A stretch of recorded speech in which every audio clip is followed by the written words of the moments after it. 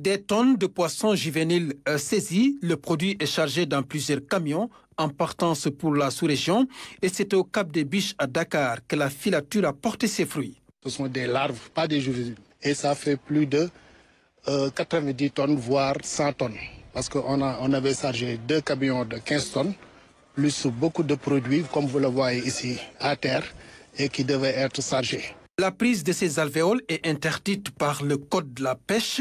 Dans l'aire marine protégée de Gorée, cette activité illicite est entretenue par des pêcheurs artisanaux avec la complicité de certains individus, selon l'inspecteur régional des pêches de Dakar. Et c'est l'écosystème marin qui est touché. Aujourd'hui, quand on quantifie ce produit-là en produit frais, ça peut faire plus de 200 tonnes.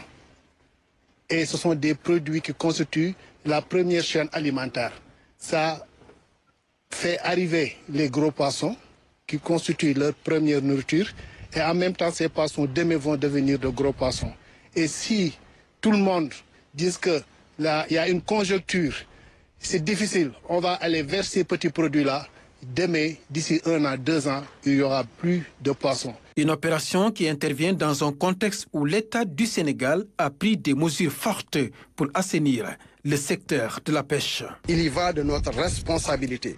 Ce qui crie dans les réseaux sociaux que les poissons sont revenus, ce n'est pas vrai. Chaque année, dans ces mers du Sud, qui sont des zones frayères et des nurseries, parce que c'est des mers assez calmes, les poissons naissent là-bas et ils grandissent. Si on les attaque et qu'on les décime là-bas, demain, nos ménages n'auront plus de poissons et ça va être extrêmement dur parce que ça remet en question la sécurité alimentaire dans notre pays. Une synergie d'action est préconisée pour endiguer le mal. On va faire des opérations combinées. Ce n'est plus l'affaire unique du service des pêches, ce n'est plus l'affaire unique de l'AMP, ce n'est plus l'affaire unique de la gendarmerie ni la marine, mais désormais, il faut que les gens comprennent, il faut que les acteurs comprennent que de nouvelles mesures sont mises en point et qu'on va faire des opérations mixtes, des coopérations combinées pour éradiquer ce phénomène-là. Cette saisie des alvéoles au Cap des Biches à Dakar renseigne à suffisance que le mal dans l'utilisation abusive de nos ressources halieutiques